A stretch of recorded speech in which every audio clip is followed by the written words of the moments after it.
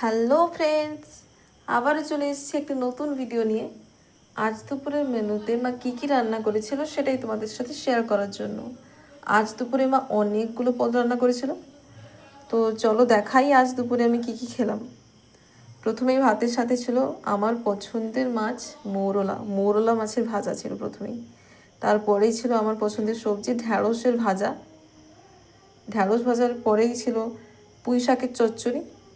পুঁই শাকটাও আমার একটা পছন্দেরই শাক। পুঁই শাক দিয়ে খাওয়ার পরেই ছিল আলু আর পুঁই ডাঁটা দিয়ে মাছের ঝোল। আলু আর পুঁই ডাঁটা দিয়ে মাছের ঝোলটা আমার দুর্দান্ত লাগে, মায়ের হাতের বানানো। আর আজকে সব মাছই কিন্তু আমাদের পুকুরের মাছ, বাবা জাল দিয়ে ধরেছিল। মাছটা দেখতেই পাচ্ছ কতটা ফ্রেশ ছিল। তো ঝোল দিয়ে ভাত খাওয়ার পরেই শেষ ছিল না, ছিল মৌরলা মাছের টক, কিন্তু সেটা আমি খাইনি।